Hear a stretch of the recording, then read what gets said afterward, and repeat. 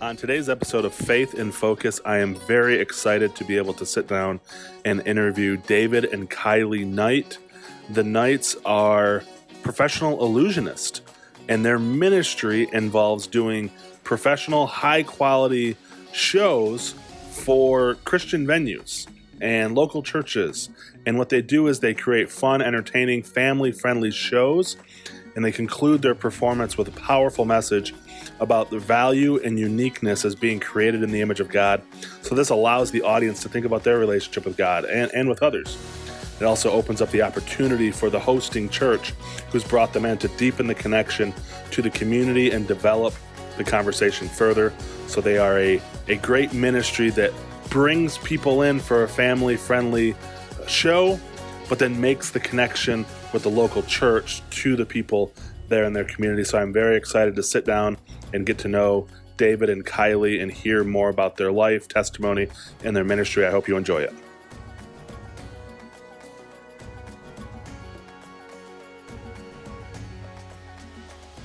Alrighty, well, as I said in the intro, I am very excited to have David and Kylie Knight on the show. They are Illusionists, and I want to hear their story. That's why I have them on, but also they've recently joined InFaith and are you're approved candidate status, correct? Yes. Is that what correct? Yes. Okay, so approved candidates with InFaith, so I wanted to get to know them a little bit. I figured this was a great opportunity to, and because their ministry is so unique to InFaith. But before I ask you to tell your story, I got to show a little bit of my illusion capabilities. Ooh. Look at this. Look. Whoa. Now don't reveal my secret about how I did that, please. Just between us. All right. So again, thank you for coming on, and it's great I talked to you a little bit at Refocus a couple months ago, but to be able to talk to you, it's really exciting. So as I said before I hit the record button, tell me as little or as much as you want, and you can trade off, go back and forth, supplement each other's stories. But how did you both come to faith in Christ and then have a love for being illusionist and then incorporating that with ministry? I love it. Why don't you start off your faith story? Okay. Well, I have the beautiful benefit that both my parents were believers before I was born. So I was basically almost born in a Baptist church. Oh, sure. I like to say like on the third pew because nobody sits in the first two. Oh, for sure. Yeah. That's not allowed. So I was raised that my parents were both strong believers, very involved in the church. It was great. I've got one older brother. We're a very close family. So I had a great life. Yeah. But now you've got an accent, I can tell. Yes. Is it not as strong as it used to be? Because it doesn't come out all the time, but no, it's not as strong. I've lost a lot of it, but I am a Southern girl. I am from Australia. That's about as far south as you can get. Yeah, it is. So just been in the States now 24 years. Mm-hmm. Yeah. Wow. Yeah. Okay. And David, where are you from? Because you're both in Texas now, so that's where you've landed. But were you native Texas or? Yeah, I am thankfully a native Texan. Proud of it. And I got here as soon as I could. Is that the right line? Correct. Good job. Correct. Good job. I got it right. Yeah, I was born and raised in the Dallas area, and being raised in the 80s in America, which, the decade of excess, I was kind of raised with the mindset that money could make me happy. And, but not with a lot of faith in my life. There wasn't, we would go to church on Easter and Christmas, but, just kind of to say that we did it and check the box. Sure. But so the idea that money could make me happy was kind of butted up against when my parents got a bitter, ugly divorce, even though they had done well financially. And so I was kind of confused by all that. Through early teens and into high school, I dabbled with every form of religion and esoteric sort of thing you can imagine, especially as I got into magic. Like I started, looking into some of those things. Sure. But when I was 19 years old, I saw a performance by a guy named Andre Cole. And it was amazing. Andre is most well known in the world of magic as a creator of magic. And he was the consultant for David Copperfield and Siegfried and Roy. But he's also a very strong Christian, and part of his show he dedicated to sharing the gospel and sharing his testimony. And at this particular performance, I heard the gospel, and I said, I want to do that. And so I raised my hand, did the whole thing.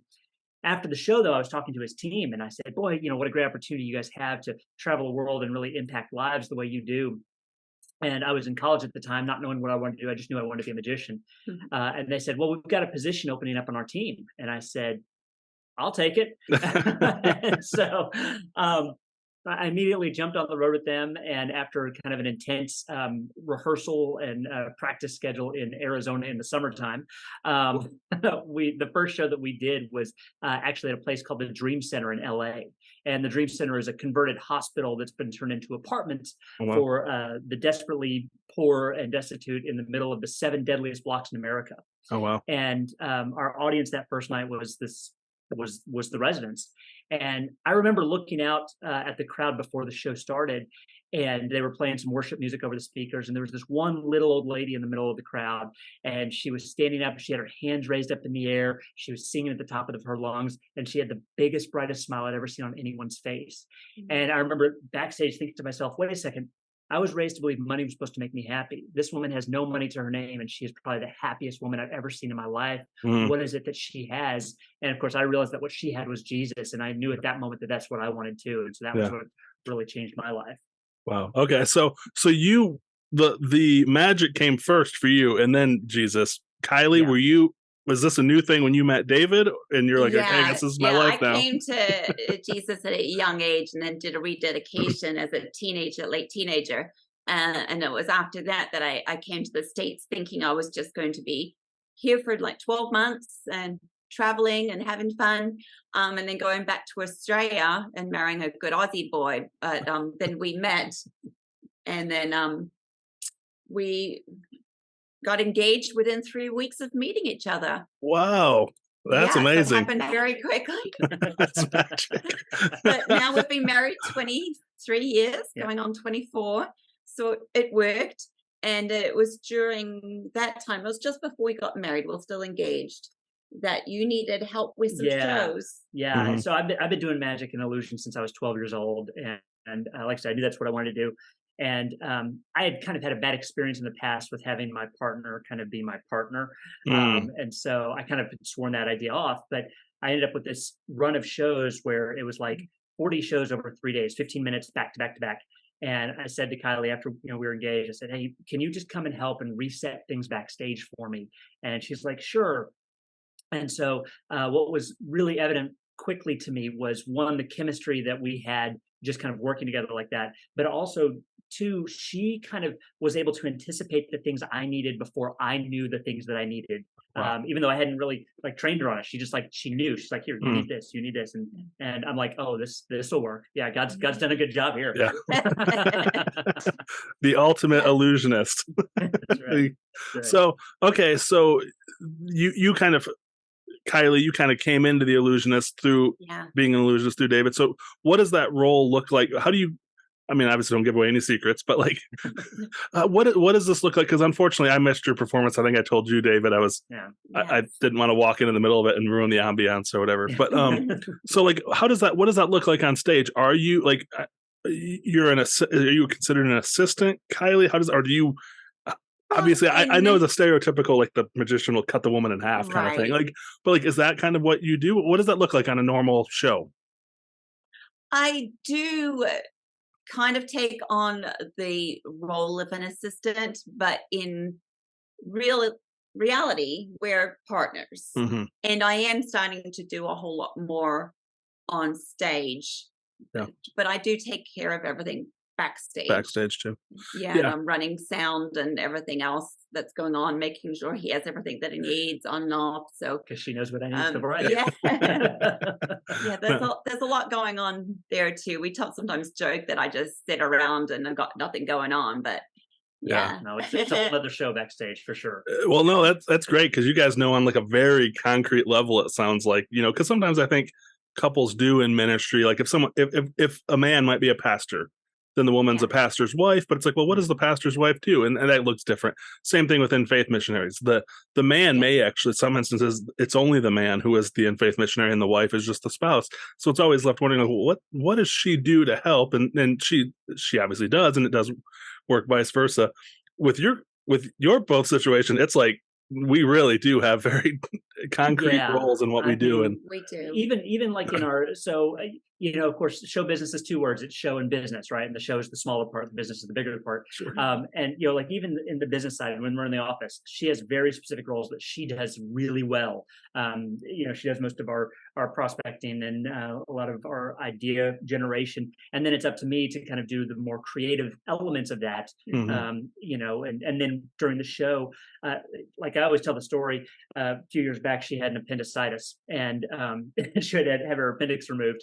And I had to go do a show on my own.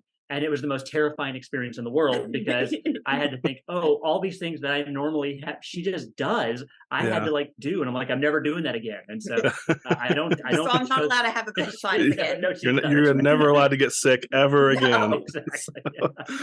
Okay, so the business side of things, kind of walk me through. You've been doing this for, is it 20 years? It sounds like you've been together for over 20 years, and you started doing this together when you were still engaged. But what does your life look like for the past 25 years? Where have you performed? You perform all over the world. So bring the audience, bring me into what does this look like? Where do you guys go? What does a typical weekend look like for you? Well, it started off, David, like he said, when we were engaged until just after we were married, he was on the road with Andre Cole touring around the country, around the world, actually. And then just after we got married, we went out to Virginia. I'm going to lose my voice here. I see that. Out to Virginia to join another husband and wife team and their Illusion show. And they're both Christians, but it wasn't a Christian show. They were in performing centers, civic centers, beautiful venues all across the country and around the world.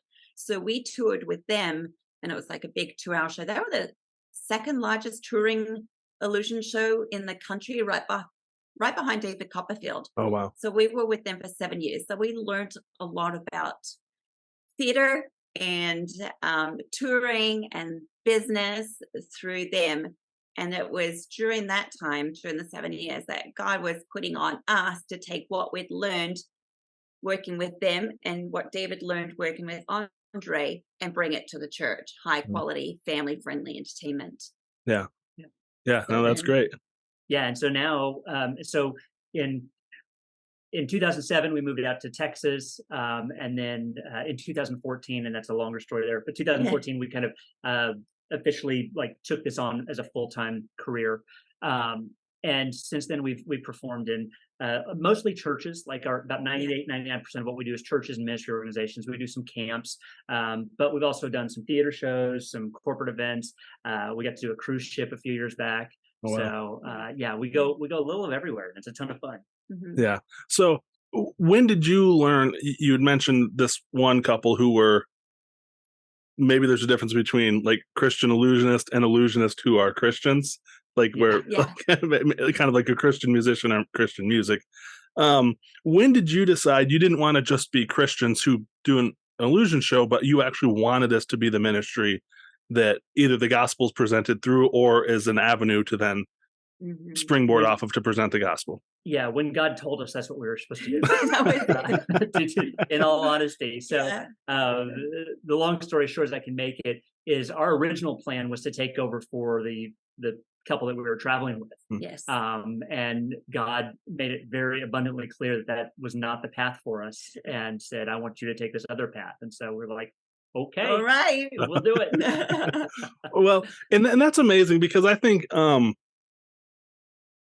a practical side of things, I could see a more cynical eye being like, well, it's you're drawing a crowd and then you're kind of just sneaking the gospel in. But I look at things like that and I think, well, and this is not in any way to diminish the miracles that happen in the book of Acts or to elevate illusionist acts to the level of a miracle, and although sometimes it's pretty miraculous.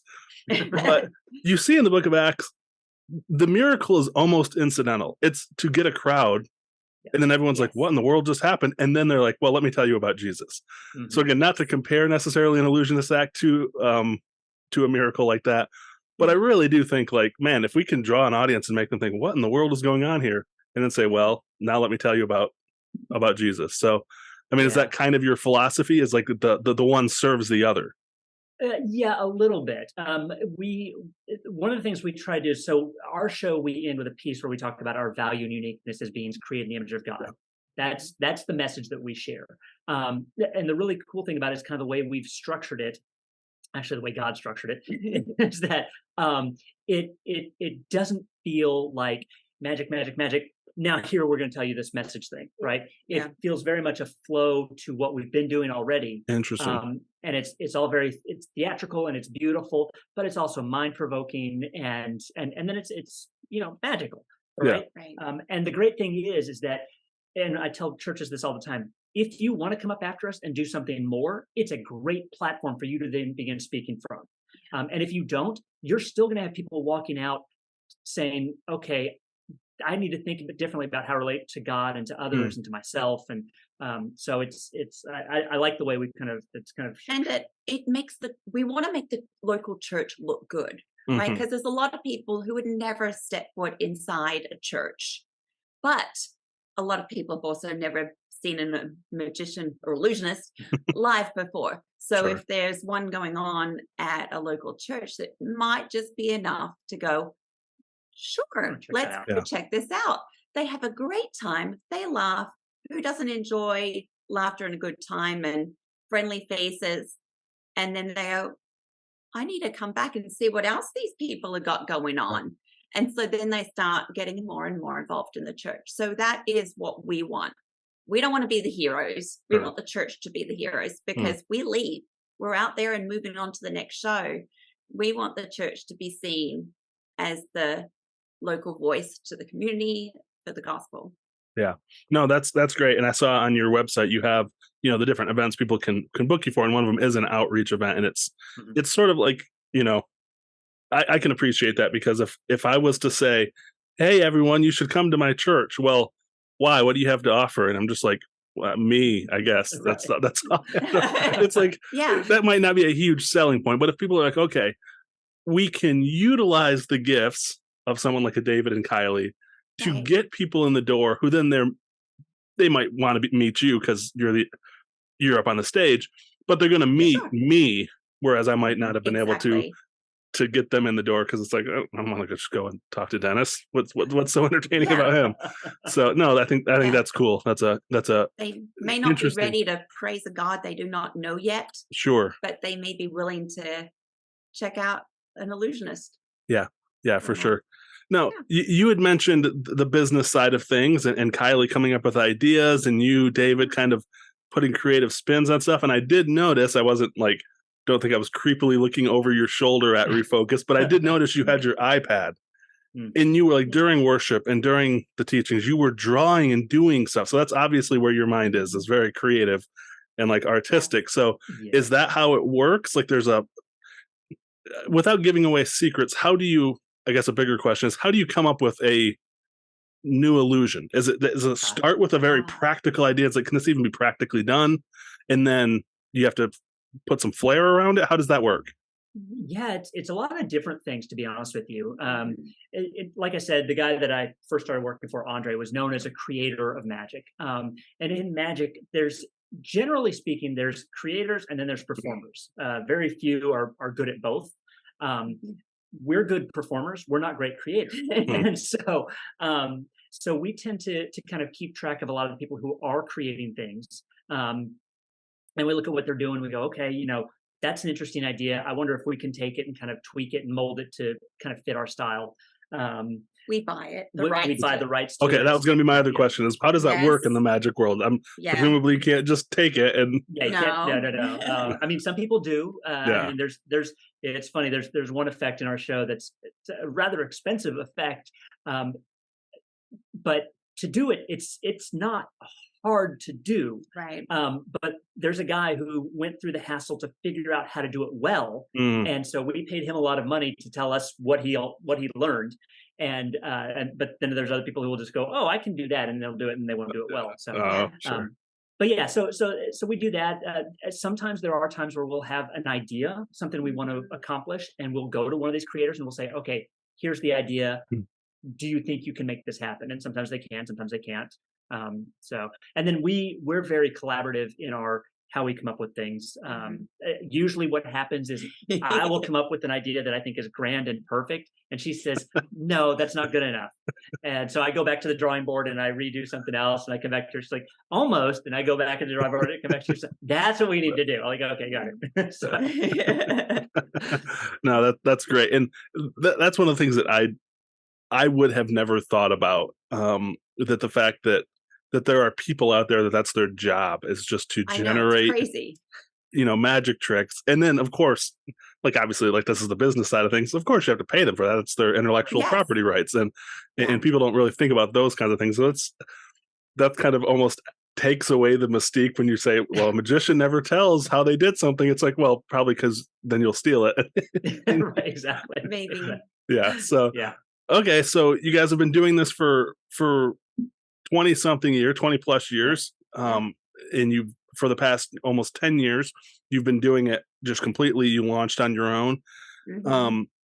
What was that process like? I mean, God called you to do it. So if you have the heart to just jump at what God says, then there's not much of a process to it. It's like God said it, just jump and do it. But what was that like? I mean, was that a difficult decision? How much prayer went into that? Were you like, I don't really know? So what was that like, taking that plunge? If you've been a listener of Faith in Focus for a while, I would encourage you to become a supporter of the ministry by becoming a monthly donor. Your generous donations allow me to continue working within Faith and recording new content. You can find a link to my donation page in the show notes for this episode. Thank you. Can we do it? Yeah, go ahead. So like I said, in 2007, we left the team that we were traveling with, that we thought for sure we were going to take over for, fully convinced that God had called us to do this ministry and do it full time. And so came to Dallas, fully convinced that this is going to go like gangbusters. Within 3 months, we were eating into our reserves and money was drying up, shows were not coming in.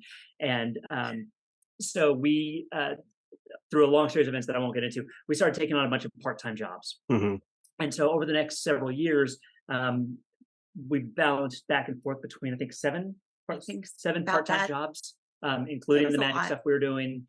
Just apartment ministry. Yeah. Hot time at our church, Yeah. And in 2014, God kind of grabbed us and said, I called you to do something, and I need you to trust me that I'm going to provide you what you need to do it. So I need you to quit all your part-time jobs and just do what I've called you to do. We're like, what? And all right, okay, God. And so as soon as we announced to the jobs that we had that we were going to be leaving at the end of the year, the phones started ringing. Like, It was crazy. Yeah. And what's been exciting to us, nerve-wracking and exciting, is that through the years, God has provided for us all along the way everything we've needed.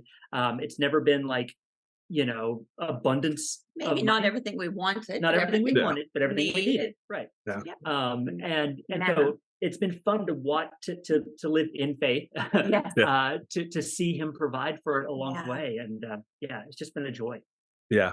Yeah, no, that's great to hear, and very encouraging to me. I'm in a similar situation in life where I know what God has called me to do, but you're looking at the bills and you're like, I don't know if this is gonna work out. So, and I'm sure encouraging to a lot of missionaries and people in the church. I think that's a perennial problem, which is maybe a good thing. It's maybe not the best selling point to people to say, hey, follow Jesus. You'll always be worrying about where your paycheck's going to come from, but it's ultimately worth it. But well, and that's the really interesting thing to me, is that, especially like during the pandemic, when we really should have been worried, right? Like the stress of, shows getting canceled, people can't get together in big events. So, what are we going to do?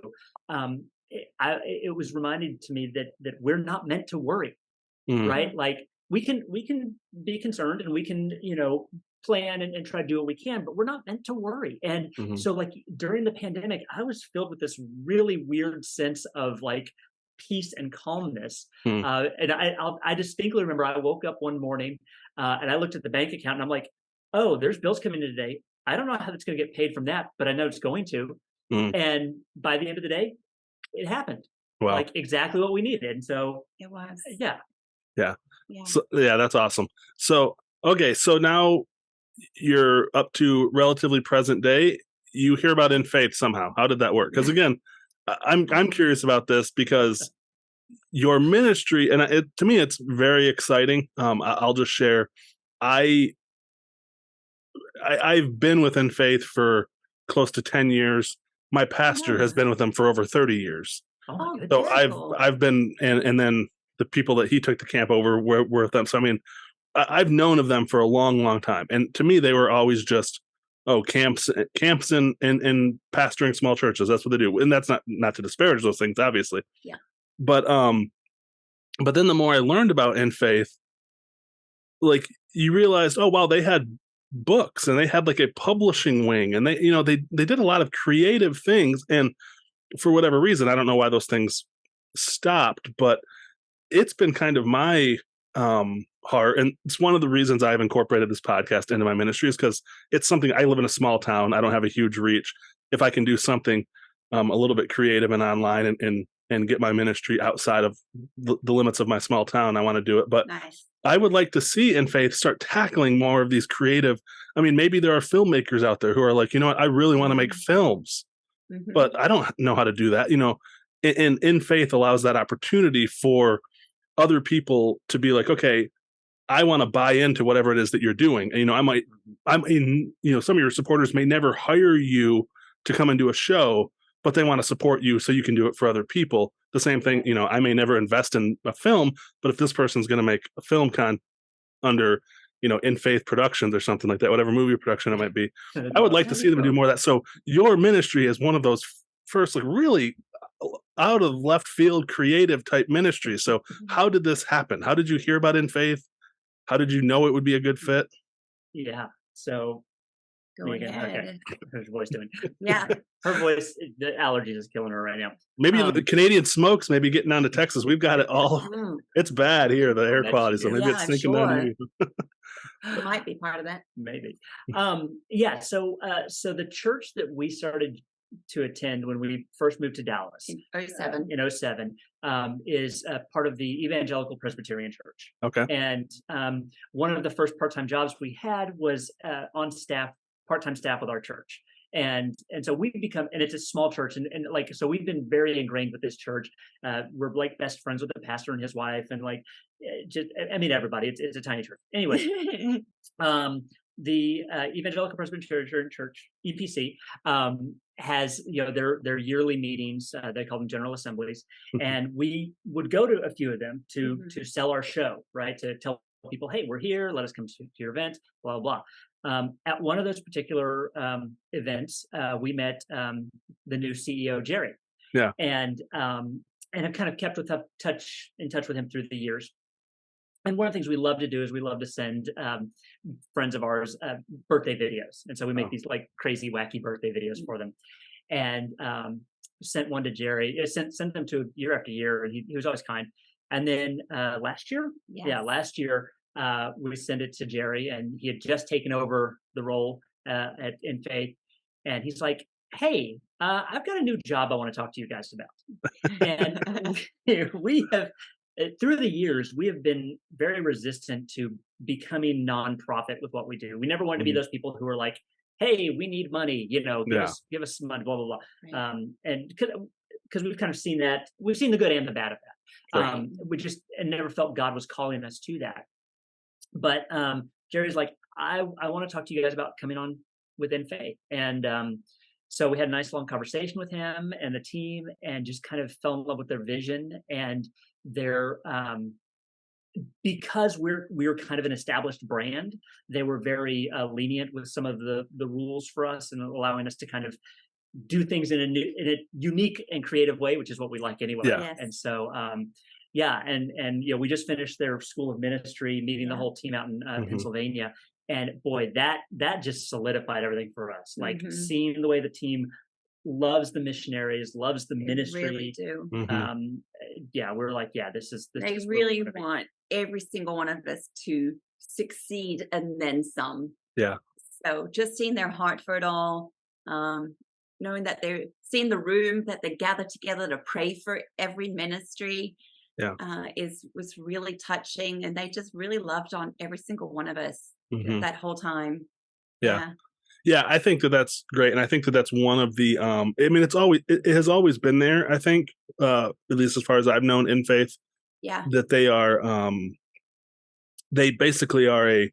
I've always described people that they're almost kind of like a covering. You know, Yeah. Exactly. it's very difficult for me to say, "Hey, I'm with Dennis Sotheby, nonprofit 501c. Just send me some money. Trust me." Right. Like Trust me.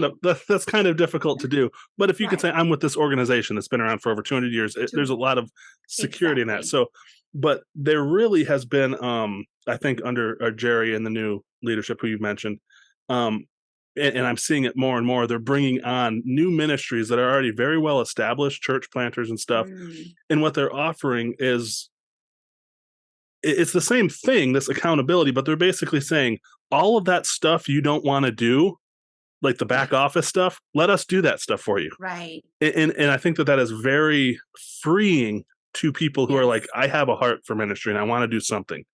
Yeah. But I don't want to deal with all the it's some of the Exactly. business side of the show business that they're able to take a little bit off of people's plates.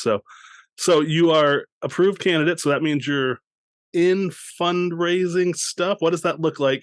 Because again, it's an established ministry, so I know like some of it's already like, well, we're already making our money. What does this have to? How does this look for you? Because it's such a unique ministry, and obviously you don't have to give details or finances or anything. But Right. what does that look like for your unique situation? Yeah, so I think so. We're just now finishing up the training on how we're supposed to approach that. They've kind of got this new Kingdom Come training that we're going through. Yeah. So we're about to start in earnest. In fact, tomorrow morning we're going to start with our presentations to people and working through all of that. But I think one of the kind of interesting pieces that Jerry and the team kind of brought up is the fact that because we're already out there doing this, we can, if we want to, direct some of the funds that are coming in for the show to go to our support. Right. And so it helps to kind of get us to where we need to be, so we can kind of get up and moving quicker. And then once we can get kind of fully funded, it allows us the opportunity to then go to churches and say, you know what, we've got money that we can afford to come do your event. Because quite honestly, it takes a lot to get us places, and people come to us and like, well, we've got $300 and we're in, Pennsylvania. Like, we can't even get to you for that. Yes. So, Well, we are maybe a nonprofit charity ministry. That's right. Yes, we don't want to lose money. That's right. Yeah, and I'm not counting on Jesus just to pull like a what was it, Philip, and just transport us. Exactly. Like, Yes. Right. Yeah. You could, but I'm not counting on it. Yes. So there's that's one of the reasons where we decided, yes, this is a good thing to do, this joining in faith and raising support, so we can say yes to more opportunities, yes to sharing God's love and God's message with even more people spread across the country. And we're getting more opportunities to go into prisons. We're working with prison fellowship ministries, and they pay a little bit, but not very much. Sure. So to help offset their costs, this is really going to help. And we can say yes to more of those opportunities as well, which we're so excited about. We've got one coming up in August. Yeah. So, I think that that's one of the great things that InFaith enables people like you to do, is because there are ministries that are like, I think everyone would love to go and minister, to speak at, to be a pastor at, to do a performance. If you're a worship band, to go do worship music at, a small camp in rural Michigan, or something like that. But it's like, logistically, we can't be everywhere at once, and we've got bills to pay. So like, unless we can make money by going to doing that, and your supporters can then know, like, hey, we're maybe supporting them to be able to do some more of those kinds of things. It's the same thing. My pastor, he's a full-time pastor. He's within faith. Our little church would not be able to pay him full-time salary that it would take to pastor our church. We can pay him a little bit, but then his supporters know, okay, well, that little town of Bancroft in Michigan needs a pastor too. So we are going to support and supplement what's lacking in that kind of stuff. So I think InFaith is great for that kind of stuff. And it seems like it's played out in in your guys' ministry as well. So Absolutely. Yeah. No, Yeah, we're so- really excited about it. yeah. So what is next? You're starting to do support raising and doing all that kind of stuff, but for the show, what's on the radar? What do you got going on the rest of the summer, the rest of the year? Where are you headed in the world? Are you going back to Australia? Or? Well, not going back to Australia just yet. Well, there over New Year's. Well, there for 7 weeks, so that was amazing. Next with our ministry is we're working on 2 whole new shows. Wow. Which takes a lot of creativity, a lot of teamwork, a lot of planning and finances and everything else. So that's a big thing with, you can't see, there's a board off to that side that's got our planning all on it. Like, what are we going to do? What is the show going to look like? So that's really exciting. How long is a typical show? Like, I mean, it probably can be scaled back depending on what time you've gotten and adjusted stuff, but. And that's another kind of interesting kind of shift that's happening in our model. We've kind of been the people who, hey, you've got an event, let us come to be a part of your event. You need 45 minutes, we'll do it. You need 60 minutes, we'll do it. You need, whatever. We can do anywhere from like 45 minutes all the way up to 2 hours. We've done a couple of those recently where like have 15-minute intermission. It's like going to live theater and going to a show where you come in, you sit down, you got a first half, you get up, intermission, you get some snacks, restroom break, come back, second half. Nice. Yay. Yeah, that's like a marathon though. That's impressive. It's a lot of work. It's a lot of work. We leave jobs exhausted. We sleep so well at night. We really do. Really. But we've also seen I feel like we both feel as though those are the times where we go, oh, that's what God's wanting us to do. Absolutely. That's, when you go back to, like she said, God said, I want you to take everything you've learned from working with the Spencers, everything you've learned from working with Andre and take it to the church. And both those shows, that's what they did, right? They had full 2-hour shows. And so we're kind of shifting our model where we're going to offer 3 different shows now. They're all going to be, we could scale them back to 75 minutes if people are like, oh, people just won't be out that late. We can But the idea is it's going to be, instead of very modular like we currently have, where we can shift things around to fit time frame, this is going to be a show, like a movie. Like you can't change it. This is going to be 75, 90 minutes. We're still figuring all that out. Yeah. And this is what they get. Yeah. So that's going to be a shift for us. Yeah. Yeah, well, and it sounds a little bit like stand-up comedy. If you go into a stand-up comic and it's an hour to 90 minutes, you can't just take out 25 minutes. Right. You probably eliminated part of the punchlines of the joke. Punchline, exactly. You need all the setups. That's right. That's right. And with that, we're talking about in the next year about going full time on the road, like literally living out of a motorhome. And, so which is the other exciting thing for us with the whole InFaith piece is the opportunity to be able to do that, so we can stay out there and hit more. Like, I actually really have a heart for small churches. Like, I don't we don't necessarily have to do all the big mega churches. I love small churches. And so that gives us the chance to do more of those. Practically speaking, the next few months we got a camp down here in Texas, and then we're off to Indiana and Kentucky, and then we're off to Wisconsin and Tennessee. And that's as far as I can think ahead right now. Yeah, that's all. That's on the road. That's on the road. That's all over the place. So no, and that's good. And I think that one of the things that it's kind of a problem that I always tell people is they think, like, whenever I want to present my ministry and they think, well, what's your budget? What do you need? I'm like, well, whatever my support level's at is what I will do. Like, you're saying, like, hey, if we can't afford to get the mobile home and travel all over the country and do all this stuff, then we won't. It's not the time for that. But if the support's there and we have the freedom to do it, like I tell people, I'll tell people I do this podcast. Well, how often do you do it? I'm like, well, if I had full support and could live off it, I would do it every day of the week. But I have to work and fill it.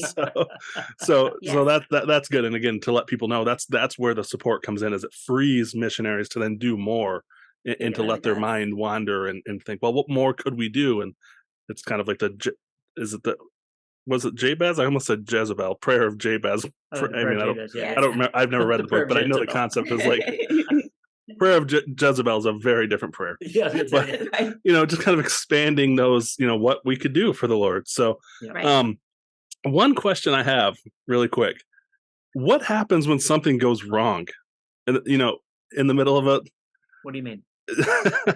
you're doing it. Nothing goes wrong. Nothing ever goes wrong. Like, what? Like you're doing an illusion. And People love this question, They don't do they? love this question. Yeah.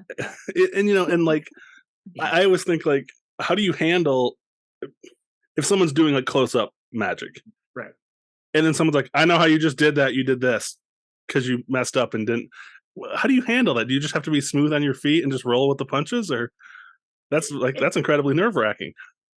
It's a very generic question because there's so many elements that go into that. Sure. I mean, in all honesty, there are times where things go wrong in the show and the audience never knows. Oh, wow. Because we've got backups. We've got other ways to do things. We've rehearsed and rehearsed and rehearsed. Exactly. We've rehearsed the going wrongs. Yeah. And then there's other times where we've been pretty fortunate. We haven't had a trick go wrong in a show. We've had things like break in the middle of a show as we were like starting the trick or whatever. And so we just kind of go, you know what? This one doesn't work. Let me show you something different. And we move along. Okay. And in all those times, I've never had anybody come back and go, oh, what happened to that other trick? Well, so. Yeah. Okay. So that sorry, go ahead, Kylie. I was going to say there was time just recently, like there's the cup thing where we use this cup of water and it was backstage and it was about time for me to carry it on stage. And as I lifted it, the table with the cup tipped, the cup fell down, all the water came out onto the ground. So I had to pick it all up, run out, try and find some more water, fill up the cup again, and then just walk casually on stage like nothing ever happened. Yeah. All within just a couple of beats, and it had to fly. And I smile, and David didn't know. I didn't know. I didn't tell him till later, and I'm like, just watch yourself when you go backstage. There's a big puddle of water on the ground. Like, what happened? Well, that's good, and it's encouraging. I think people get very nervous in front of people. It's like one of the, I think the Jerry Seinfeld bit is like more people are more afraid of public speaking than death. Right. So Yes. they're more terrified. They're more Right. terrified of of doing a eulogy than being in the coffin. And what I've told people, because I was teaching the Bible for a couple of years before in college, I was in a public speaking class. So the hardest part for me was when they were saying, okay, your final is you have to speak for 6 minutes. I'm like, Oh, okay. I speak for 60 minutes every week. Like that's the hard part. But people were freaked out about having to speak for 6 minutes. And I told them 9 times out of 10, if you forget something, a point that you made, or you misspeak, nobody knows the mistake you just made. You know it because you've rehearsed so much, but the audience doesn't know. Yeah. And so it sounds like the same thing. I mean, I guess things could go horribly wrong in magic, but the audience usually doesn't know that.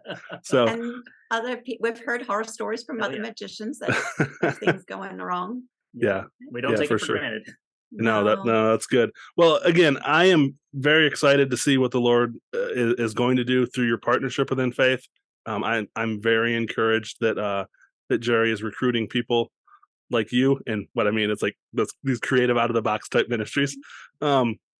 And I'm just really excited to see what's going to happen. And obviously, now the Lord has called you to this. So even if it wasn't within faith, I know you're doing what God's called you to do. So that's exciting. I will have you send me, I won't have you recite it here because people hearing it won't remember it anyways. But if you'll send me ways people can support and touch base with you, I will put them in the show notes for this episode. And again, I just really appreciate getting to know you both a little bit, and excited to see maybe I'll catch you in the audience at some point at one of your shows. That'd be great. Sounds good. Come on. Alrighty. Alrighty. Thank you. While Faith in Focus is a ministry of mine as a missionary with InFaith, the views and opinions expressed, believed, or lived out by myself or those appearing in this podcast do not necessarily reflect the position, beliefs, or opinions of InFaith as a mission.